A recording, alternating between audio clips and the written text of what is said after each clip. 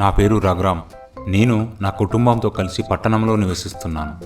నేను ఒక ప్రైవేట్ సంస్థలో అకౌంటెంట్గా పనిచేస్తున్నాను. జీతం కూడా బాగానే వస్తుంది. ఈమె నా భార్య తిలోత్తమ. ఈవిడ మా అమ్మగారు పార్వతమ్మ. ఇది మా వంటగది. ఈవిడ మా వంట మనిషి రంగమ్మ. ఏంటయ్య గారు ఫోటో తీస్తున్నారా? నేను బాగా అందంగా వచ్చేలా తీయండి. నీ ఫోటోల పిచ్చి తగలేయ్యా. అదేం కాదులేవే, నీ పని చూసుకో. నాకు కొడుకు కిరణ్, కూతురు సిరి కూడా ఉన్నారండోయ్. వాళ్ళిద్దరూ ఇంజనీరింగ్ చదువుతున్నారు. కిరణ్ బయటికి వెళ్ళినట్టున్నాడు. నా కూతురు సిరి మాత్రం ఇంకా లేవలేదు. బారెడు పొద్దెక్కినా దానికి నిద్ర చాలదు. వాళ్ళ అమ్మ దాన్ని అతిగా ఆరాపం చేసి బాగా చెడగొడుతుంది. అప్పుడే ఆరతి తీసుకుని అక్కడికి వచ్చిన తిలోత్తమ, అదే లేస్తుందిలే, ఇప్పుడు అది లేచి ఏం పని చేయాలి?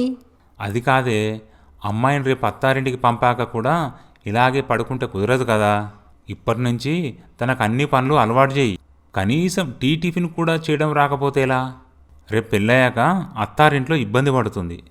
ఇదేం పెంపకమని వాళ్ళు మనల్ని తిట్టుకుంటారు. అయినా నా కూతురికి అత్తారింటికి వెళ్ళే అవసరం ఏముంది?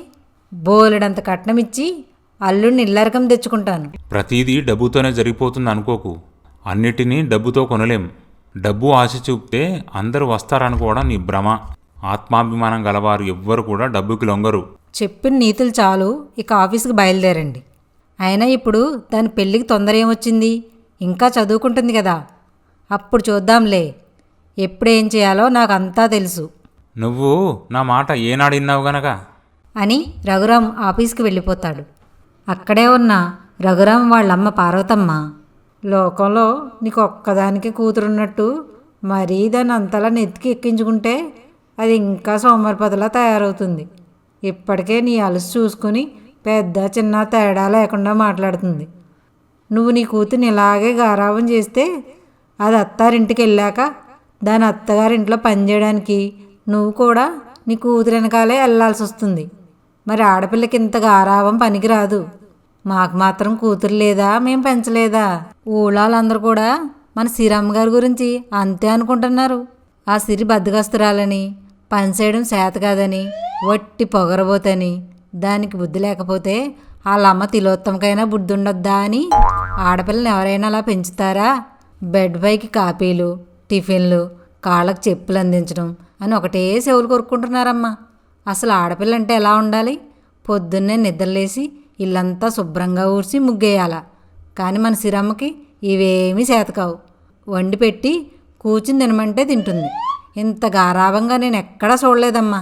ఈ తల్లి కూతుళ్ళకే సరిపోయింది. అప్పుడే అక్కడికి వచ్చిన సిరి, మమ్మీ ఎంతసేపు ఇంకా బెడ్ కాఫీ తీసుకురాలేదేంటి? ఓసేయ్, నీకు సిగ్గు లేదా? ఈడొచ్చిన పిల్లవి, ఇంట్లో అన్ని పనులు నువ్వే చేయాల్సింది పోయి తిరిగి సేవలు చేయించుకుంటావా? నువ్వేమన్నా పెద్ద మహారాణి అనుకుంటున్నావా? ఏంటి ముసలి వాగుతున్నావు? నేను వాగడం కాదు, రేపు నీకు కాబోయేవాడు నీ ముక్కు పిండి పని చేయిస్తాడు. నీ మహారాణి పెత్తనం అక్కడ కుదరదు.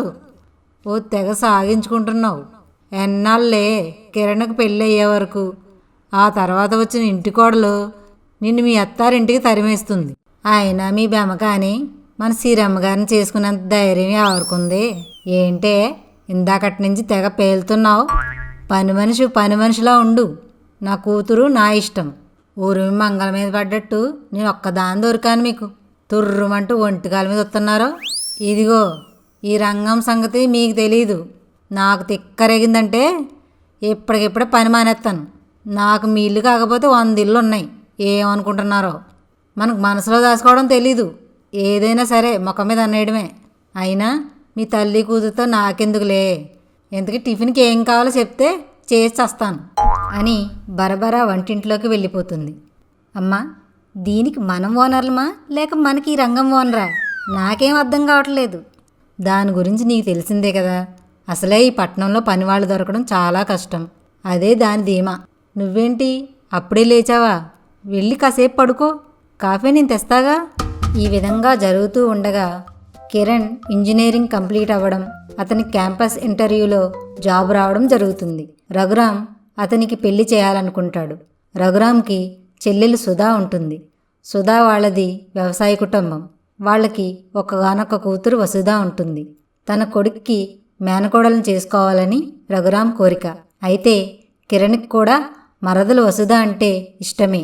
కానీ తిలోత్తమకు మాత్రం ఇష్టం ఉండేది కాదు.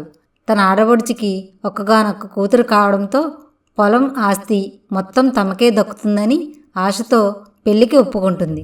కిరణ్కి వసుధకి పెళ్లి జరిగిపోతుంది. వసుధ అత్తగారింటికి వచ్చినప్పటి నుంచి తిలోత్తమ ఆమె చేత గొడ్డు చాకిరీ చేయిస్తూ ఉంటుంది. కూతుర్ని మాత్రం గారాబంగా చూసుకుంటూ ఉంటుంది. ఏయ్ వసుధ, నా కూతురు కాఫీ ఇచ్చావా? లేదత్తయ్య, ఇంట్లో పని ఎక్కువగా ఉండడంతో ఇవ్వలేదు. నా కూతురికి కాఫీ ఇవ్వడం కంటే నువ్వు పొడిచేంత పెద్ద పనేముంది ఇక్కడ? అత్తయ్య, ఇలా గారాబం చేస్తే మన సిరి అత్తారింట్లో ఇబ్బంది పడుతుంది. తన ఈడు ఆడపిల్లలందరూ ఎంచక్కా అన్ని పనులు నేర్చుకుంటున్నారు. ఎంత ధైర్యం నీకు, బోడి మొహందానా! నువ్వెంత, నీ బతుకెంత? ఆడపడుచు కూతురు కదా అని ఏదో జాలిపడి నిన్ను నా కొడుక్కి చేసుకున్నాను. అలాంటిది నా కూతురు గురించి నాకే నీతులు చెప్తావా? అని కోడల్ని ఒక్కసారిగా తోస్తుంది. నా కూతురు ఈ ఇంటికి మహారాణి. ఈ ఇంటి కోడలిని కదా అని పెత్తనం చేయాలని చూస్తున్నావేమో. నువ్వు ఇంటి కోడలివి కాదు, ఈ ఇంటికి పెద్ద పని మనిషివి అన్న విషయం మాత్రం మర్చిపోకు అని వార్నింగ్ ఇచ్చి వెళ్ళిపోతుంది. పాపం వసుధ తలకు తగిలిన గాయానికి పసుపు పెట్టుకుంటుంది.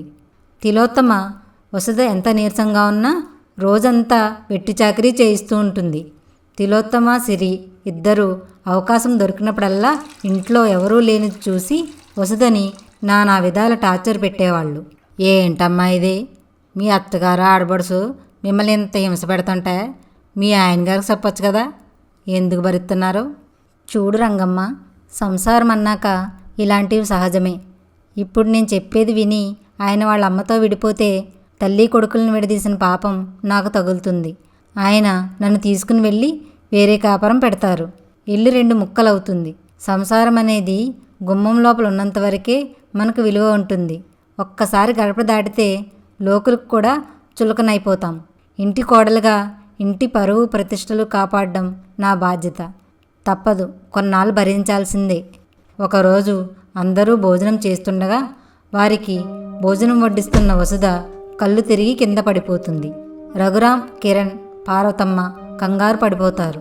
వసుధను ఆసుపత్రికి తీసుకెళ్తారు. కానీ అదేమీ పట్టనట్టు సిరి, తిలోత్తమ మాత్రం సుష్టిగా భోజనం లాగిస్తూ ఉంటారు. ఛీ, వీళ్ళే మనసులో ఏమో, కాస్త కూడా జాలి దయలేదు. పిశాసుల కన్నా హీనం. నాకు తెలిసి ఈ తల్లి కూతుళ్ళు ఇద్దరు ఏదో చేసే ఉంటారు. ఆ తర్వాత ఏమైంది వచ్చే భాగంలో చూద్దాం.